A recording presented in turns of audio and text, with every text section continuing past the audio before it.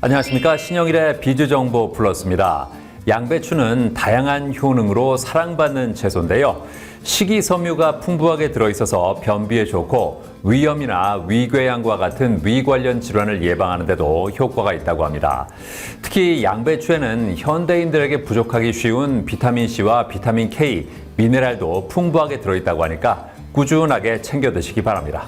그럼 오늘 순서 본격적으로 시작합니다.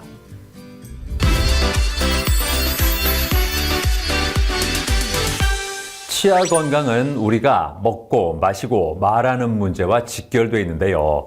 하지만 살다 보면 다양한 이유로 치아를 상실하는 경우도 생깁니다. 자, 그래서 이번에는 상실된 치아를 대체할 수 있는 치료법인 임플란트 수술에 대해서 자세히 알아봤습니다. 고령화 시대를 맞아 반드시 지켜야 하는 것 중 하나가 바로 치아 건강이라고 합니다. 치아는 음식을 씻고 부수고 발음을 보다 명확하게 내기 위해 도움을 주는 중요한 역할을 하는데요.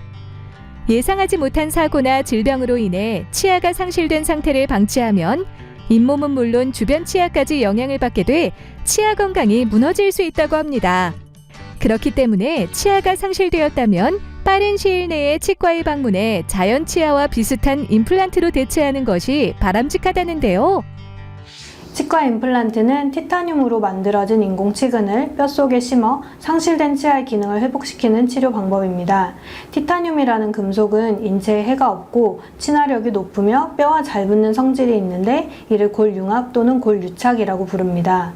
이 성질을 이용해 인공치근을 뼛속에 심고 그 위에 연결 기둥과 상부 보철물을 올려서 인공치아를 완성하게 됩니다. 임플란트는 난이도가 높은 수술인 만큼 치료를 시작하기 전 면밀한 상담과 검사를 진행해야 한다는데요. 엑스레이와 CT 촬영을 하여 개개인의 치아와 잇몸뼈 상태를 진단하고요. 이후 정밀 분석으로 안정적인 위치에 임플란트를 식립하는 것이 핵심이라고 합니다. 그렇다면 잇몸뼈가 부족할 경우에는 어떻게 임플란트 수술을 할 수 있을까요? 크게 두 가지 방법이 있는데요. 첫 번째로 3개월에서 6개월 정도 뼈가 차오르길 기다려보는 방법이 있습니다. 하지만 연령이나 주변 뼈 조직 상태, 염증의 유무에 따라 뼈가 차오르지 않는 경우도 있습니다. 그리고 뼈가 차오르길 무작정 기다릴 경우 주변 치아가 쓰러지는 경우가 있어 전문의와 상의하셔야 합니다. 두 번째로 인공뼈 이식을 하는 방법이 있습니다. 뼈가 많이 소실된 경우 먼저 뼈 이식을 한 후에 임플란트를 식립합니다. 하지만 최근에는 대다수 임플란트 식립과 동시에 뼈 이식을 진행하게 됩니다. 또한 위턱의 경우 잔존뼈가 적을 경우에 코 속 공간에 뼈 이식을 하는 상악동 거상술을 고려해 볼 수 있습니다. 뼈 이식제 종류와 방법은 해당 부위의 뼈 소실 형태나 주변 조직 상태에 따라 결정하게 됩니다. 임플란트 치료 기간은 환자의 상태에 따라 다르지만 평균적으로 3에서 6개월 정도 걸린다는데요. 하지만 만성질환이 있거나 뼈 소실이 심각한 경우에는 기간이 더 걸릴 수도 있다고 합니다. 그렇다면 임플란트 치료 후 사후 관리는 어떻게 해야 좋을까요? 올바른 양치법을 통해 플라그를 제거하고 치간 칫솔과 치실을 이용해 치아 사이를 깨끗하게 관리하는 것이 중요합니다. 특히 치주 질환으로 인해 임플란트를 한 경우에는 염증이 재발하지 않도록 예방하는 것이 중요합니다. 임플란트 수술 후 정기검진은 오지 않는 경우가 많은데요. 임플란트는 자연치아와 달리 이상이 생기더라도 통증을 잘 느끼지 못해 6개월에 한 번씩은 주기적인 치과 검진을 받는 것이 중요합니다. 아울러 딱딱하고 질긴 음식은 피하는 식습관을 가지고 잇몸 염증을 발생시키는 음주나 흡연은 안 하는 것이 좋습니다. 누구나 변함없이 튼튼한 치아를 유지하고 싶을 테지만 살다 보면 다양한 이유로 인해 치아에 문제가 생길 수 있는데요. 만약 치아가 상실되었다면 방치하지 말고 의료진에게 검사를 받은 뒤 신중하게 임플란트 치료를 진행하길 바랍니다.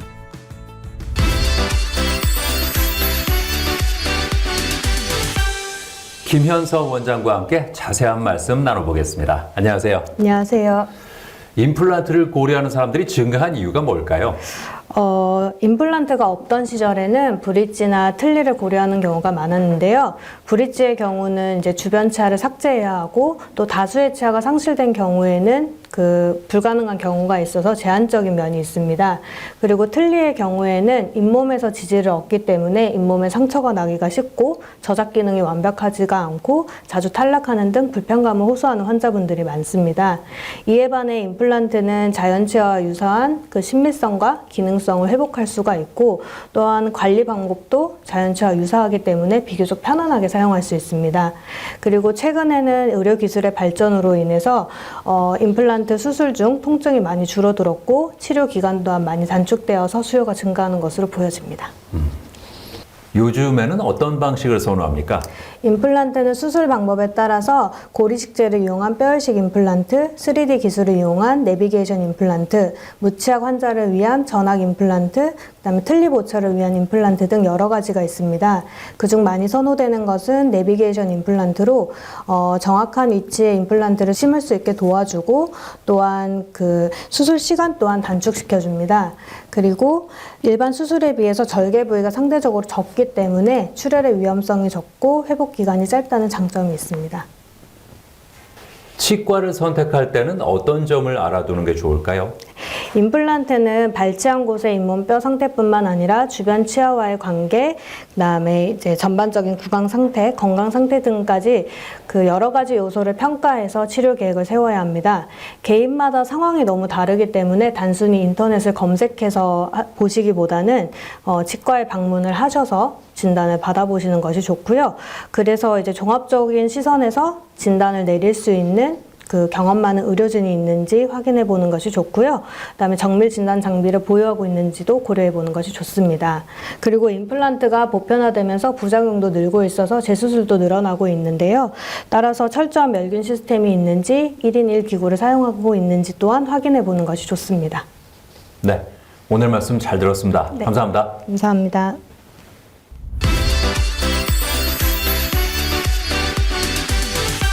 고물가 시대가 도래하면서 알뜰족이 증가하고 있습니다.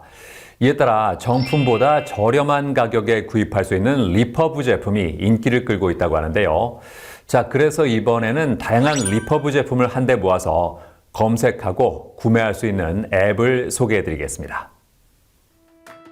온라인으로 제품을 구매한 후 막상 받아보니 마음에 들지 않아 반품을 한 경험 누구나 한 번쯤은 있을 텐데요.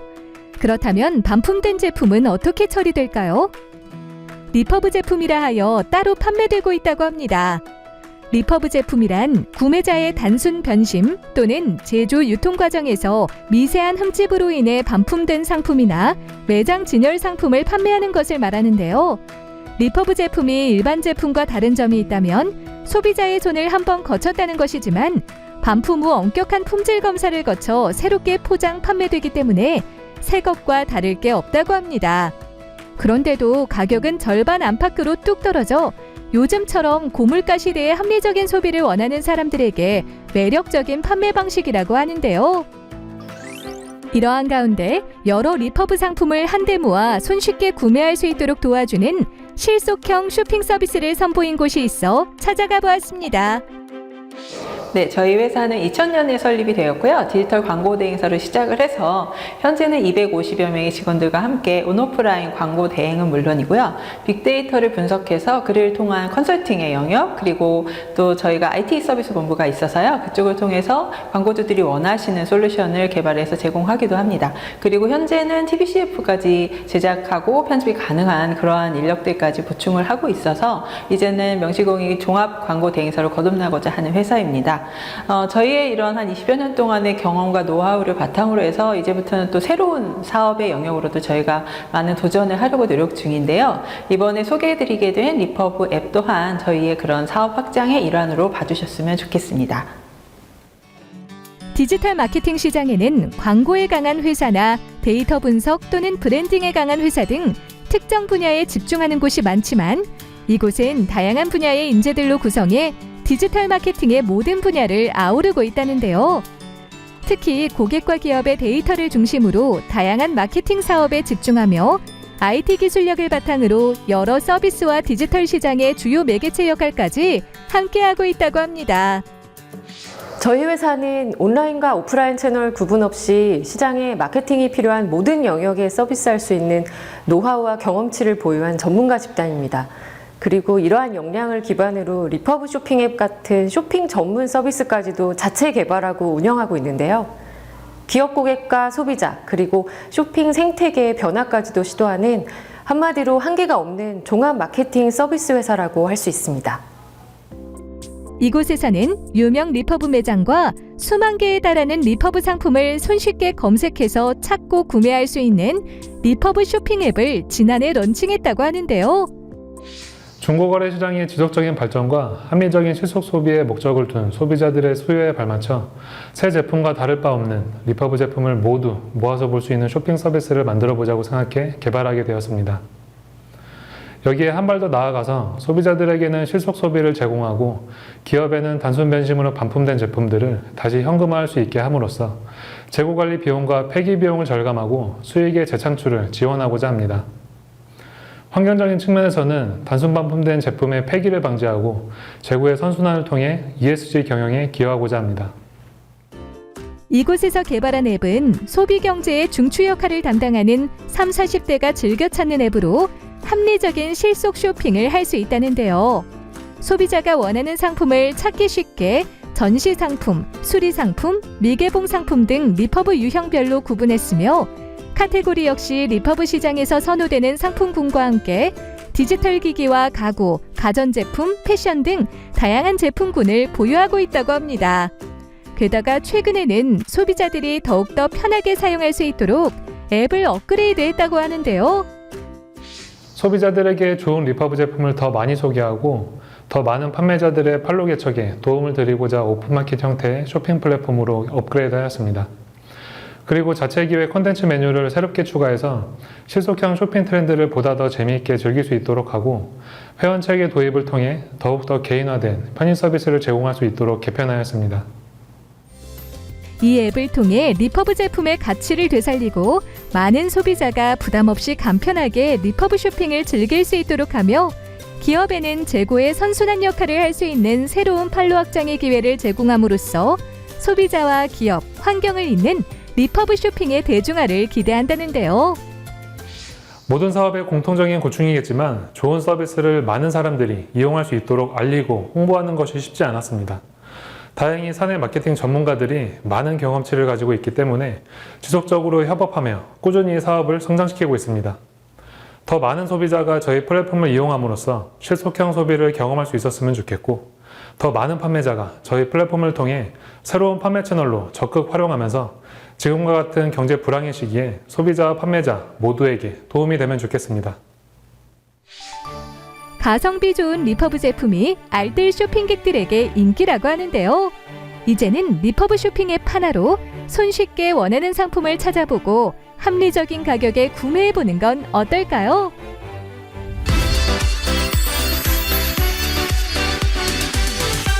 아이들이 어려워하는 과목을 꼽을 때 빠지지 않고 등장하는 것이 바로 과학입니다. 과학은 과목의 특성상 충분한 이해를 바탕으로 문제를 풀어야 한다고 하는데요.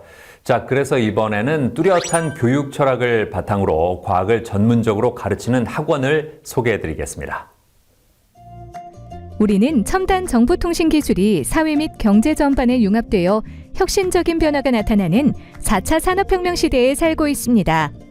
이러한 시대가 진전될수록 과학, 공학계 인재 양성의 필요성이 커지고 있다는데요.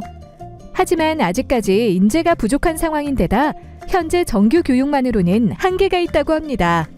정해진 수업 일수에 맞춰 급하게 진도를 나가다 보니 응용 과목에서 학생들 간 격차가 심하게 벌어지게 된 것인데요. 이러한 가운데 오랜 강의 경력을 통해 얻은 노하우를 바탕으로 학생들에게 좋은 가르침을 주고 있는 과학 전문 학원이 있다고 해 찾아가 보았습니다.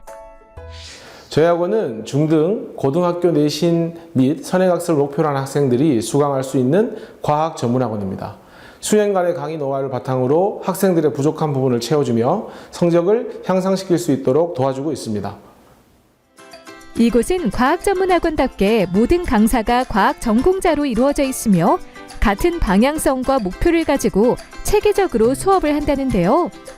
주 1회 2시간 수업을 기본으로 하며 시험 기간에는 내신 성적 향상을 위해 보충이나 추가 수업을 통해 학생들이 질문하고 피드백을 받아볼 수 있는 시간을 많이 가진다고 합니다. 아이들은 각각 성향이 모두 다릅니다. 담당 강사가 개개인의 성향을 파악하여 성향에 맞게 아이들을 지도하는 것이 필요한데요. 기본적으로 공부를 하기 싫어하고 어려워한다는 공감에서 출발해야 됩니다. 가령 내신 기간에 아이들은 공부할 양이 아주 많습니다.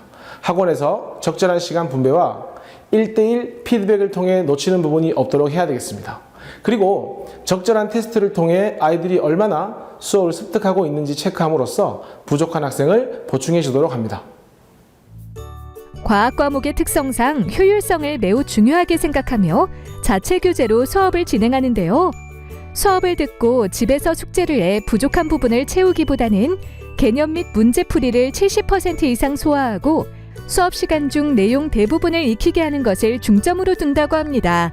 게다가 단순히 암기하는 방식이 아닌 기초부터 탄탄하게 쌓아 이해를 통한 응용 문제도 접근을 잘할 수 있게 지도한다는데요. 선생님이 개념을 잘 설명해 주셔서 좋고요. 어려운 문제를 설명해 주실 때도 개념을 바탕으로 설명해 주시니까 이해하기 쉬웠어요. 한편 이곳에서는 근처에 위치한 수학학원과 제휴를 맺었다고 하는데요. 이 학원은 차별화된 커리큘럼과 시스템으로 운영하고 있는 수학 전문 학원으로 과학학원과 함께 과학 수학교육 그룹을 출범했다고 합니다.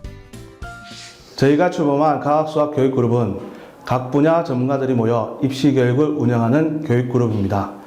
풍부하고 많은 입시 정보를 학부모, 학생에게 제공해드리며 학생들의 내신 성적 향상에 좀 더 도움을 줄 수 있어서 모두가 만족하고 있습니다.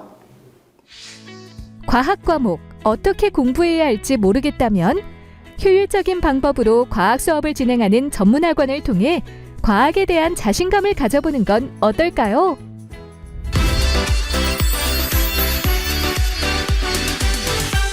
김경모 대표와 함께 자세한 말씀 나눠보겠습니다. 안녕하세요. 예, 안녕하십니까. 학원을 운영하게 된 계기가 뭘까요? 매우 많은 학원이 있지만 과학 전문을 하는 학원은 많지 않습니다. 제가 오랫동안 과학 강사 생활을 해온 경험을 살려서 과학 전문 학원을 개원하고 과학 과목 특성에 맞는 커리큘럼과 과목 특성에 맞는 수업을 학생들에게 제공하고자 학원을 개원했습니다. 과학 공부에 노하우가 있을까요? 대부분의 학생들이 과학 과목을 암기 과목으로 생각하거나 외워서 문제를 해결하는 실수를 많이 합니다. 과학 과목은 이공계를 대표하는 과목이죠. 따라서 개념을 이해하고 개념 이해를 통해서 문제를 해결하는 방향으로 공부를 하는 것이 맞습니다. 혹여나 암기하거나 기억해야 하는 내용이 있다면 문제풀이를 통해서 암기하고 기억하는 방법으로 공부하는 것이 좋습니다. 또한 개념 암기에 시간을 너무 많이 투자하는 것은 옳지 못합니다. 어떤 철학으로 학원을 운영하세요? 수업 외적인 주변 환경을 고려하거나 학생을 많이 모아야겠다 이런 생각에 초점을 맞추지 않고요. 수업이 얼마나 학생들에게 효율적으로 제공되는지 본 학원 수업을 통해서 학생이 얼마나 성적을 향상시킬 수 있는지 초점을 맞추고요. 거기에 맞춰서 교재를 준비하고 커리큘럼을 만들어 수업을 이끌어 나갑니다. 학원 내에 많은 강사들이 있지만 수업 방향이나 목표를 충분한 회의와 연구를 통해서 동일하게 이끌어 나갑니다. 앞으로는 어떤 계획이 있으세요? 동일한 과목이지만 좀 더 난이도별로 세분화된 수업을 진행하고 싶습니다. 학생 본인이 본인의 실력과 난이도에 맞는 수업을 다양하게 선택하게 하고 싶습니다. 이번 3월에 2호관을 개원함으로써 좀 더 다양한 수업과 양질의 수업을 제공하고자 노력하고 있습니다. 네, 오늘 말씀 잘 들었습니다. 감사합니다. 네, 감사합니다.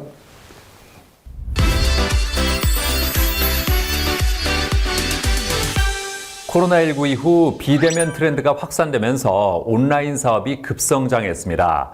이에 따라 해외 구매 대행 사업에 관심을 갖는 사람들도 늘었는데요. 자, 그래서 이번에는 단연간의 노하우를 바탕으로 해외 구매 대행 사업 관련 강의를 진행하는 곳을 소개해드리겠습니다. 코로나19로 다양한 디지털 플랫폼이 발달하면서 이커머스 창업 수요가 늘고 있다는데요. 그 중에서도 해외 인터넷 온라인 거래의 활성화로 해외 구매 대행 쇼핑몰 창업에 도전하는 사람들이 많다고 합니다. 하지만 해외 구매 대행 쇼핑몰 창업을 쉽게 생각한다면 큰 코 다칠 수 있다는데요. 이러한 가운데 해외 구매 대행 사업 창업을 어떻게 준비하면 좋을지 온라인 및 오프라인 강의를 통해 알려주는 곳이 있다고 해 찾아가 보았습니다. 4년간 해외 구매 대행 사업을 해온 정우준 대표. 어떻게 해서 해외 구매 대행 관련 강의를 진행하게 되었을까요? 저는 올해 4년째 유럽 구매 대행 사업을 하고 있는데요. 말 그대로 구매를 대신해서 수익을 남길 수 있는 사업이고요. 자본 없이 컴퓨터 하나로 할 수 있는 사업입니다. 유럽에서 물건을 사서 소비자들한테 연결해주는 역할을 하고 있고요. 제가 그동안 사업하면서 쌓은 노하우를 많은 사람들에게 알려주고 싶어서 강의도 진행하고 있습니다. 구매 대행은 경험이 곧 실력인 사업이라고 생각해 현업에서 오랫동안 해외 구매 대행 사업을 해오며 실력을 쌓아온 강사들과 함께 오프라인 강의를 진행하고 있다는데요. 특히 유럽 구매 대행에 대해 누구나 본격적으로 사업을 시작할 수 있도록 최대한 쉽게 풀어서 실무 위주의 강의 구성으로 노하우를 아낌없이 전달해준다고 합니다. 제품 퀄리티에 대한 문제가 거의 없어서 CS 건수가 적습니다. 따라서 부업에 최적화된 사업이라고 할 수 있고요. 중국이나 미국 직구에 비해서 비교적 높은 진입 장벽으로 경쟁이 덜해 제대로만 배운다면 좋은 사업이 될 수 있습니다. 그리고 고객들이 중국 브랜드보단 유럽 브랜드에 대한 신뢰도와 선호도가 높은 편이라고 할 수 있습니다. 해외 구매 대행 사업 이론부터 사업자 개설, 그리고 해외 상품 소싱과 상품 콘텐츠 제작 및 등록, 국제 배송까지 모든 과정을 지루하지 않게 알려준다고 합니다. 게다가 수업 외에도 단체 채팅방을 통해 질문하면 실시간으로 피드백을 받을 수 있다는데요. 확실히 인강이랑은 다르게 좀 소소한 팁이랑 또 좀 딥한 부분까지 좀 가르쳐 주셔서 훨씬 더 유익하다고 생각합니다. 이뿐만 아니라 구매 대행 사업을 하고 싶어도 어떻게 해야 할지 모르는 초보자들을 위해 쉽게 사업을 할 수 있는 방법에 대한 강의를 무료로 배포하고 있다는데요. 구매 대행은 트렌드에 민감한 사업입니다. 이에 저희 젊은 강사진이 똘똘 뭉쳐 구매 대행 트렌드를 반영해 기수마다 최신화된 정보를 전달하고 있습니다. 그리고 해당 정보를 모르는 이전 기수에게도 정보를 제공하여 장기적으로 수익을 보실 수 있도록 개개인에 맞춰 상담을 진행하고 있습니다. 코로나19 여파로 인해 비대면 온라인 쇼핑몰 거래가 늘면서 해외 구매 대행 창업에 도전하는 사람들이 많은데요. 무턱대고 사업을 시작하기보다 체계적인 해외 구매 대행 사업 강의를 통해 제대로 알고 시작해보는 건 어떨까요?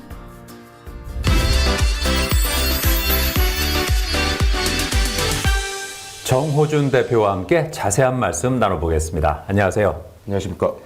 해외 구매 대행 사업을 시작하기 전에 어떤 준비가 필요할까요?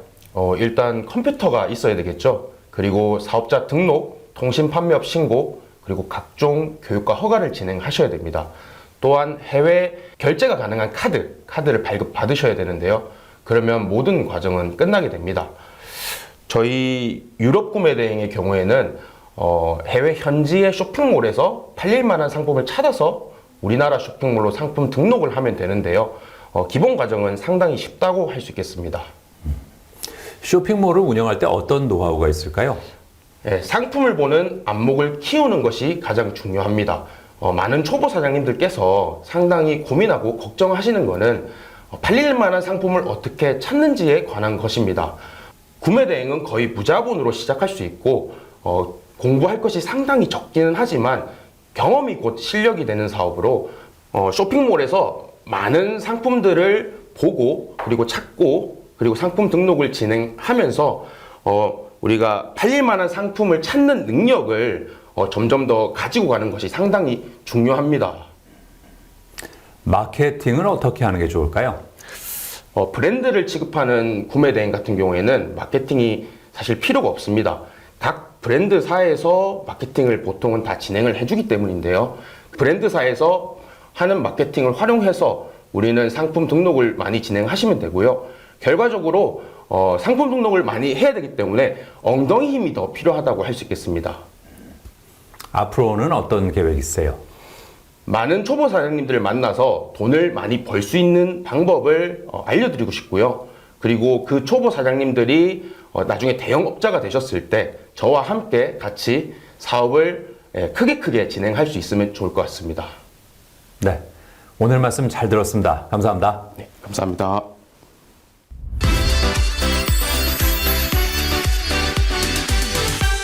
청년들이 창업을 하기 위해서는 알아야 할 것도 준비할 것도 많습니다. 창업 자금을 마련하는 것도 만만치 않지만 창업한 이후에는 세금 문제에도 신경을 써야 하는데요. 자, 그래서 이번에는 청년들이 창업할 때 세액 감면을 받을 수 있는 방법에 대해서 자세히 알아봤습니다. 최근 정부와 지자체에서 창업 컨설팅 및 관련 지원이 활성화됨에 따라 창업에 도전하는 사람들이 많습니다.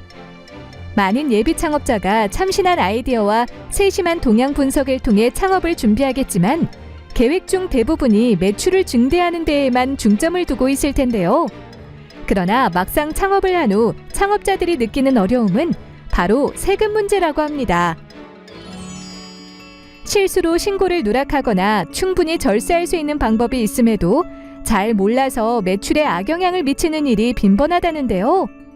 이러한 가운데 세금 문제로 어려움을 겪는 사람들에게 도움을 주는 곳이 있다고 해 찾아가 보았습니다. 이곳은 기장 대리는 물론 세무 컨설팅과 세무 조정 등 여러 가지 분야로 세무에 관한 일을 하고 있다는데요. 최근 의뢰인들이 많이 물어보는 것 중 하나가 바로 청년 창업을 했을 때 세액 감면을 받는 방법이라고 합니다. 청년이 창업을 하게 된다면 제일 우선적으로 살펴봐야 하는 제도는 청년 창업 중소기업 세액 감면 제도입니다. 이 제도는 창업 당시 15세에서 34세의 청년이 감면 업종을 창업할 경우 5년 동안 소득세와 법인세를 감면해주는 제도입니다. 어느 지역에서 창업하느냐에 따라 감면율의 차이가 있는데 서울과 같이 수도권 가밀억제권역 내에서 창업할 경우에는 5년 동안 50%를 그리고 수도권 가밀억제권역 외에서 창업할 경우에는 5년 동안 100%의 세액을 감면할 수 있습니다. 청년 창업 중소기업 세액 감면 제도는 세액 공제의 혜택이 큰 만큼 특정 업종이어야 하며 창업 요건을 까다롭게 본다는데요. 특정 업종이란 제조업과 음식점업, 건설업 등 법으로 열거해 놓은 18개의 업종으로 창업을 했더라도 열거되지 않은 업종인 도소매업이나 운송업 같은 경우 세금 감면이 어렵다고 합니다. 그 다음으로는 창업에 해당하는가를 살펴봐야 합니다. 세법은 창업으로 인정해 줄 수 없는 사유를 열거하고 있고 여기에 해당하는 경우 창업으로 볼 수 없습니다.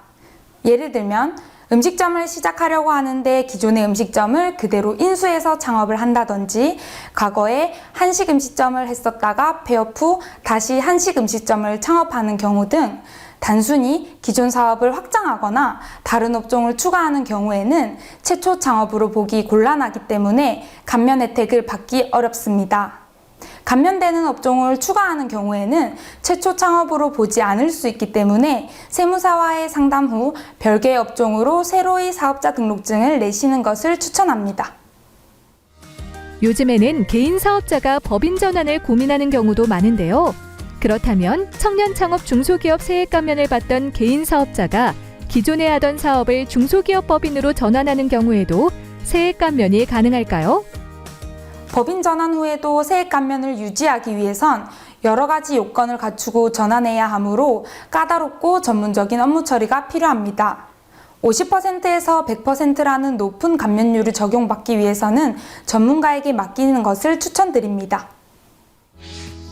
사업을 처음 시작하는 청년 창업자라면 불필요한 비용 지출을 줄일 수 있게 도와주는 청년 창업 중소기업 세액 감면 제도에 주목해보는 건 어떨까요?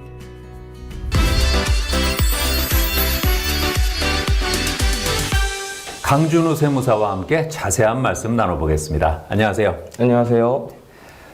청년 창업 중소기업 세액 감면 제도는 어떤 취지가 있습니까? 창업을 하게 되면 고용이 증대되고요. 그 고용이 증대됨에 따라서 소비와 소득이 동시에 증가를 하기 때문에 지역경제 생태계에 선순환 구조를 만들어내게 됩니다. 이렇게 지역경제가 발전하게 되면 결국 국가경제의 기반을 형성하기 때문에 이를 장려할 목적으로 최대 100%까지 소득세 또는 법인세의 세액을 감면해주고 있습니다. 중소기업인지 아닌지는 어떻게 판단합니까? 국가에서 18가지 업종별로 정해놓은 기준 소득 금액이라는 매출 규모 기준이 있습니다. 해당 기준 금액 이하의 매출이 발생하면 중소기업으로 보는 것이고요. 대부분의 창업주분들께서는 중소기업에 해당하신다고 볼 수 있겠습니다. 그리고 두 번째는 대기업과의 독립성인데요. 자산 규모가 총 5천억 원 이상인 기업이 30% 이상 출자를 한다는 등의 세 가지 요건에 충족을 하게 되면 형제회사로 볼 수 있기 때문에 중소기업으로는 보지 않습니다. 세액 감면이 가능한 또 다른 방법이 있을까요? 창업 후 3년 이내에 벤처기업으로 확인을 받으시거나 혹은 에너지 신기술 사업으로 확인을 받으시는 경우에 그 확인을 받은 기간에 포함해서 장래 5년까지 최대 75%만큼 세액 감면을 추가로 받으실 수 있습니다. 따라서 평소에 연구개발비를 지속적으로 지출을 하신다든지 혹은 창업벤처진흥공단 같은 특정 기관으로부터 투자를 받으시는 경우에 해당 요건에 맞는지 다시 한번 검토해 보시는 것이 좋습니다. 끝으로 어떤 말씀하고 싶으세요? 국가의 납세 의무는 참 중요하지만 납부하지 않아도 될 세금을 납부하지 않는 것이 더 중요하다고 생각을 합니다. 따라서 이러한 국가에서 시행하고 있는 이런 세제 혜택들은 참 많은 분들이 그런 혜택을 가져가셨으면 하는 마음이 있습니다. 네, 오늘 말씀 잘 들었습니다. 감사합니다. 감사합니다.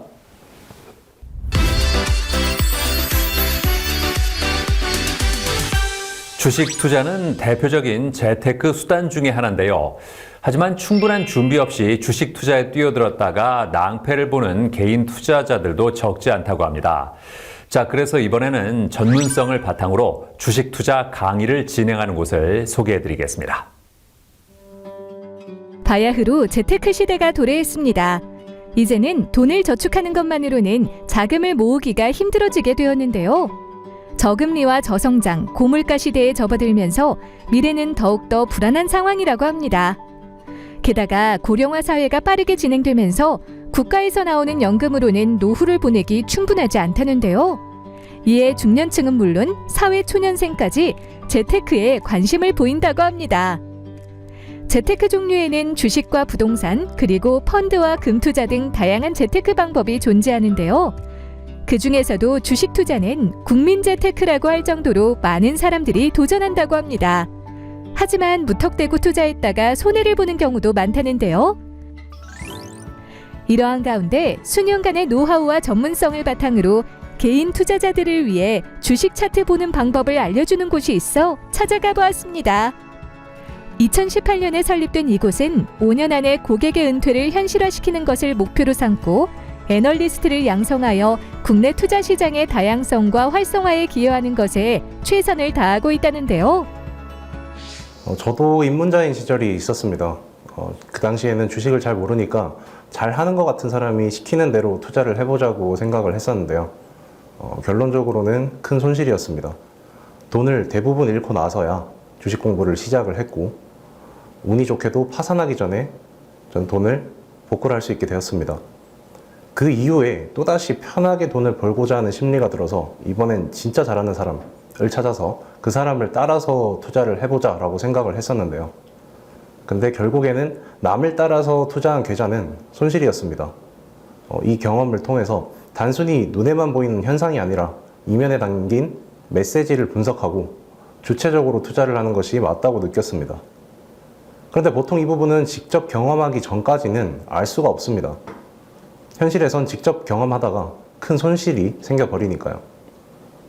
이 부분을 저는 도움을 드리기 위해 회사를 운영하고 있습니다.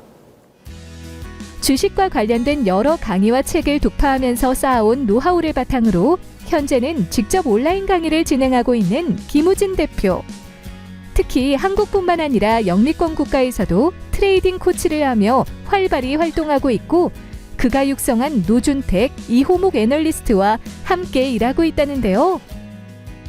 예전부터 주식에 관심이 많았었는데 계속 해보다 보니까 결국 누군가에게 의지하는 것이 아니라 스스로 공부해서 한 투자만이 올바른 투자라는 것을 깨닫고 기술적 분석에 관심을 가지게 됐습니다. 그러던 차에 지금의 대표님을 만나게 됐습니다. 현재는 수강생이 스스로 투자할 수 있도록 기술적 분석뿐만 아니라 심리적인 부분까지 교육시켜드리는 그런 애널리스트가 되어서 활동을 하고 있습니다. 처음에는 김우진 대표님의 강의 수강생으로 시작했다가 애널리스트로 채용되었는데요. 사실 투자에서는 리스크를 최소화할 수 있는 본인만의 원칙이 굉장히 중요하거든요. 저도 아무것도 모른 채로 시작해서 실패를 많이 겪었지만 지금은 원칙 없이 투자하던 예전과 달리 주도적으로 투자하는 법을 익혔고요. 이제는 수강생들에게 이 원칙과 투자에 대한 분석법에 대해 교육해드리고 있습니다. 김우진 대표는 환율부터 금, 오일, 구리 관련주까지 하나의 차트 보는 방법으로 분석해주며 항상 직접 배워서 투자하지 않으면 실패한다는 내용을 강조한다는데요. 그렇다면 주식 차트는 어떻게 봐야 하는 걸까요? 주식 차트는 다양한 이해관계에 있는 군중, 즉 시장 참여자들의 심리가 그림으로 표현된 거라고 생각을 하시면 됩니다. 대표적으로 캔들, 이평선, 그리고 거래량 이렇게 세 가지가 있는데 이것들이 그려지는 원리에 대해서 공부를 하셔야 하는 거죠. 캔들은 단기적인 시장 참여자들의 심리를 상세히 표현하는 도구입니다. 이동평균선은 장기적인 시장 참여자들의 심리를 표현합니다. 그리고 거래량은 그 신뢰도를 더해주는 역할을 합니다. 이 모든 걸 종합 분석할 수 있도록 공부를 해야 합니다. 김우진 대표는 트레이딩 코치를 진행해오며 그동안 주식 투자로 낭패를 본 사람들을 많이 보았다는데요. 대부분의 사람들은 돈을 벌면 돈 그 자체만 보유하고 집중하고 있어요. 하지만 돈을 돈 이외에 다른 것으로 바꿔서 보유한다는 개념을 탑재해야 합니다. 예를 들면 돈을 주식 한 주로 바꿔서 그냥 들고 있는 거죠. 그러면 심리적으로 주식이 아무리 떨어지더라도 공포에 급하게 매도할 이유가 사라집니다. 이처럼 우리가 투자에 실패하게끔 만드는 심리적 오류들에는 어떠한 것들이 있고 그리고 이것들을 극복하는 실용적인 이러한 환경을 어떻게 만들지 고민하는 게 진짜 투자 공부라고 생각합니다.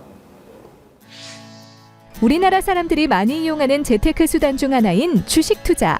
막연히 투자하기보다는 주식과 관련된 강의를 통해 스스로 공부하고 배워서 똑똑하게 주식 투자하길 바랍니다.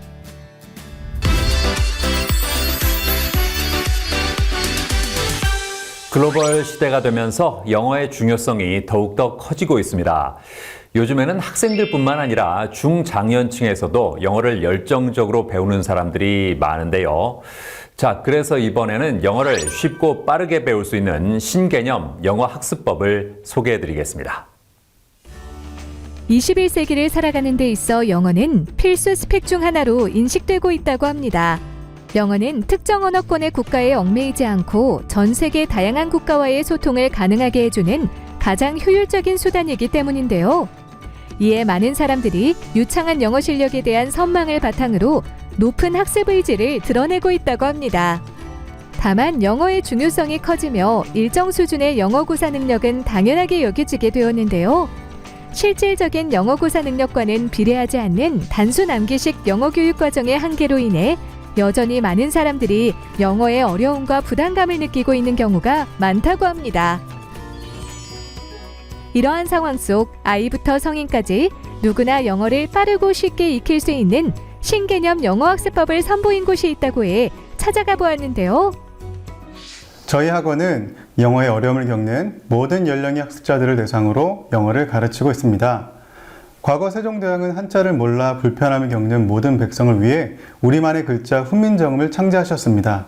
이러한 세종대왕의 마음을 본받아 영어로 어려움을 겪는 우리나라의 모든 학습자가 쉽게 영어를 익힐 수 있도록 우리말을 기준으로 하는 신개념 영어학습법을 만들었고 이를 전하고자 학원을 열게 되었습니다. 수많은 학생에게 영어를 가르치고 있다는 김익수 대표. 어떻게 해서 영어학습법을 개발하게 된 걸까요? 저에게는 도무지 풀리지 않는 숙제가 하나 있었습니다. 그것은 일본어는 되는데 도대체 왜 영어는 잘 안 되지? 라는 물음이었습니다. 일본어는 국내에서만 학습했는데도 국제회의장에서 통역을 맡을 정도로 실력을 키울 수 있었는데 영어는 유학을 다녀왔음에도 그 노력이 부끄러운 수준이었습니다. 저는 이것을 개인의 역량의 문제가 아니라 대한민국 영어학습법에 구조적인 문제가 있다고 판단했습니다. 그래서 영어를 어려워하는 모든 연령의 학생들을 만나고 직접 연구한 끝에 복잡한 문법 없이도 한국적이고 체계적인 기준이 될 수 있는 영어 학습법을 개발했고 책으로도 출간하게 되었습니다. 12년의 공교육 과정을 모두 거쳤음에도 간단한 문장조차 입 밖으로 내지 못하고 방대한 영문법을 배우지 않고는 짧은 문장도 읽지 못한다고 착각하는 사람들이 많다는데요. 이 족쇄를 끊어버리고자 초등학생부터 수험생, 어르신에 이르기까지 모든 연령의 사람들을 직접 가르치며 영어를 연구하고 복잡한 문법 없이 영어식 사고를 훈련하는 학습법을 개발하여 전하고 있다고 합니다. 영어의 전체를 이해하는 것이 중요한데요. 이를 위해서 한국어와 영어를 언어 유형학적으로 비교해보면 우리말은 단어와 단어 사이의 토시가 서로를 끈끈하게 연결해주기 때문에 말의 순서보다도 토시의 역할이 중요한 언어입니다. 하지만 영어는 고리버로서 토시가 존재하지 않고 어떤 특정한 틀이 존재합니다. 그 틀 안에 단어를 넣고 정해진 순서대로 틀을 배열하며 의사를 전달합니다. 예를 들어 쿠킹이라는 단어는 우리말로 요리하는 것, 요리하는, 요리하면서 등으로 다양하게 읽힐 수 있는데 기존의 학습법으로는 이것을 동명사나 현재분사, 분사구문으로 구분하며 배워야 하기 때문에 어려울 수밖에 없습니다. 하지만 우리말 토시를 기준으로 영어 틀의 속성을 이해하면 복잡한 문법 용어 없이도 틀에 따라 달라지는 자연스러운 우리말을 찾아낼 수 있게 됩니다. 이 학습법은 기준 없이 방대한 문법 용어를 익혀야 하는 기존의 학습법과는 달리 영어를 오직 주어와 서술어, 목적어, 보어, 수식어 5가지의 틀로 나누고 4가지 품사인 명사와 형용사, 동사, 부사를 역할별로 나누어 우리말 토시를 적용하는 법을 익히는 학습법이라고 하는데요. 틀에 따라 우리말 조사를 올바르게 사용할 수 있는 기준을 마련하며 같은 단어이지만 문장 성품과 품사에 따라 다르게 사용되는 절대 법칙을 개발했다고 합니다. 영어는 고리보로서 틀에 따라 품사의 역할이 변하는 고유한 성질이 있는데요. 이때 변화하는 품사에 맞는 우리말 토시들을 법칙화하였습니다. 명사의 토시는 받침 미음, 동사의 토시는 이다, 형용사의 토시는 받침 니은, 부사의 토시는 그 외 나머지가 될 수 있는데 예를 들어 close라는 단어의 품사가 명사일 때는 닫힘, 동사일 때는 닫다, 형용사일 때는 가까운으로 변하는 것과 같습니다. 이것은 모든 영문법에 적용되는 기본 원리로 학생들이 영어의 틀의 속성을 이해하고 그에 따라 변화하는 우리말 토시의 법칙을 익히면 복잡한 문법 없이도 자연스럽게 문장을 읽고 쓸 수 있게 됩니다. 신개념 영어학습법을 바탕으로 한 영어 수업을 들은 후에는 내용을 정확히 파악했는지 다른 친구들에게 설명하며 재확인하는 시간을 가진다고 하는데요. 영어를 우리말 토시로 읽으니까 더 쉽게 느껴지고 재밌어요. 글로벌 시대, 열심히 영어 공부를 하고 유학을 갔다 와도 영어를 제대로 구사하지 못하는 사람들이 많은데요. 복잡한 문법 용어 없이도 우리말을 기준으로 영어와 비교하며 손쉽게 배울 수 있는 신개념 영어학습법을 통해 영어 실력을 향상시켜보는 건 어떨까요?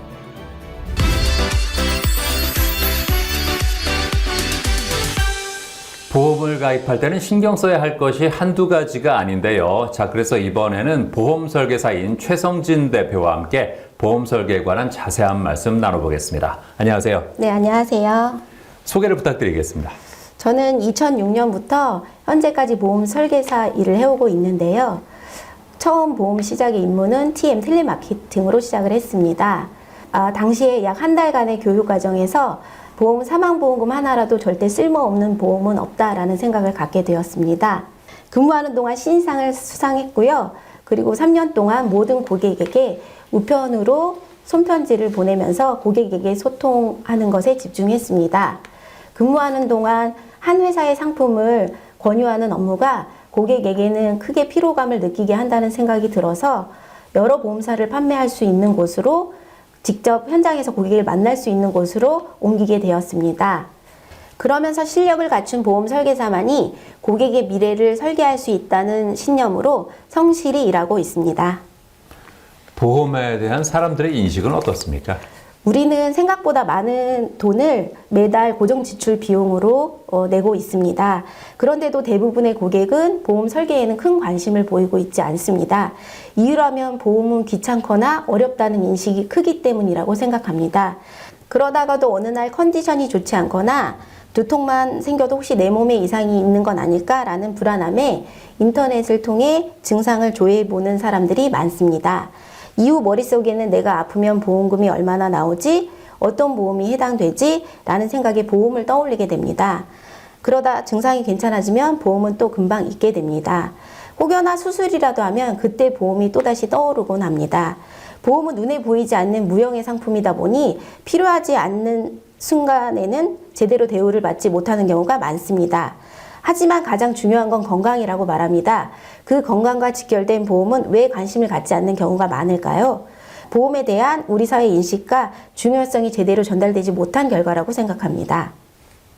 보험 설계는 어떻게 하는 게 좋을까요? 보험 상품에 고객을 맞추는 설계는 위험합니다. 보험회사의 상품들은 하나씩 보장 내용들을 담보를 클릭해서 설계를 해야 하는 경우가 많습니다. 특히 의무적으로 가입해야 하는 담보들이 많이 있어서 고객에게 더 중요하다고 생각되는 보장들만 담보를 형성하게 되면 보험회사 입장에서는 손실률이 너무 높아지기 때문에 고객 입장에서도 불필요하다 싶게 느껴지는 담보들을 의무적으로 가입해야 하는 경우가 생깁니다. 그리고 그 시기마다 가입 한도 금액이 다를 수 있는데 크게는 보험료가 1, 2만 원 이상 차이가 날 수도 있습니다. 특히 다음 달 4월은 일부 보험 상품의 보험료 인상이 예정이 되어 있기 때문에 3월이 절판의 달이라고 해도 과언이 아닙니다. 그리고 결국 고객에게 맞는 상품 설계가 이렇기 때문에 핵심적으로 중요하다고 생각이 됩니다. 가족일지라도 설계는 다를 수 있습니다. 자녀가 2-3명이라 한다면 똑같이 일률적으로 설계를 해도 무방할 경우도 있지만 그렇지 않을 경우도 있습니다. 잔병 치레가 있다거나 혹시 너무 예민하다거나 그런 자녀가 있다면 설계가 다를 수 있다고 말씀드립니다. 이렇듯 각자의 건강 상황이나 이런 내용도 중요하지만 가족력이나 직업, 각자의 취약한 신체 부위 이런 내용이 모두 다르기 때문에 그런 상세한 내용을 전문가의 상담을 통해서 꼭 전달을 하는 것이 중요하다고 생각합니다. 보험 설계사와 상담 시에 어떤 점을 주의하는 게 좋을까요? 보험의 목적성을 분명히 말씀하시는 것이 좋습니다. 연금을 원하는 고객이 종신보험에 가입이 되어 있다면 목적이 맞지 않는 경우가 많습니다. 다른 보험에 가입이 된 채로 연금 전환 기능이 있다고 말하는 보험은 조금 위험할 수 있습니다. 보험 관련 책을 출간했다고요? 네, 2019년과 2022년도에 2권의 저서를 출간했습니다. 제가 10년 이상 해온 일에 대한 자부심과 그리고 사람 중심 설계를 현업에서 종사하는 분들에게도 고객들에게도 정보를 제공하고 싶다는 마음에 시작하게 되었습니다. 첫 번째 저서는 대부분 사례 위주로 되어 있어서 쉽게 읽어보실 수 있으시고요. 필요한 보험의 종류를 어렵지 않게 찾아보실 수도 있습니다. 두 번째 저서는 개인 고객들과 특히 법인 사업자들에 대한 구성도 2부에 집필이 되어 있습니다.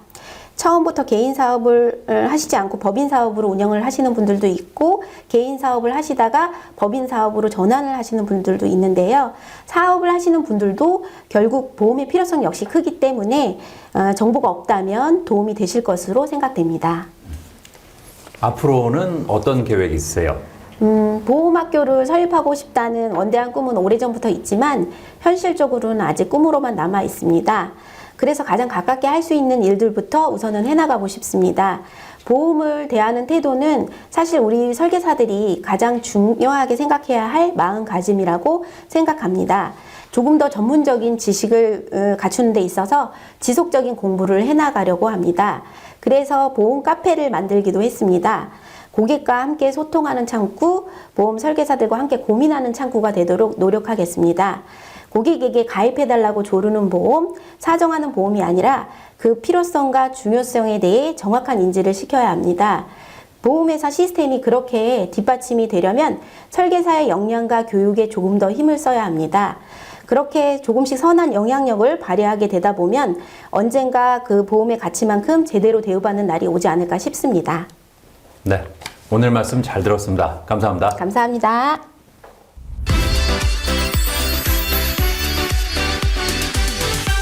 요리의 필수품인 조미료는 잘못 보관하면 변색되거나 변질될 수도 있다는데요.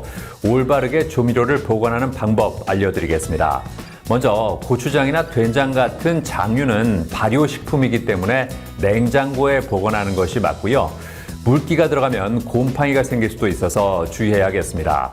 그리고 고춧가루는 냉동실에 보관해야 하고 설탕이나 소금은 밀폐용기에 담아서 실온에 보관하는 것이 좋다고 하니까 참고하시기 바랍니다. 저는 다음 시간에도 다양한 소식 가지고 인사드리겠습니다. 고맙습니다.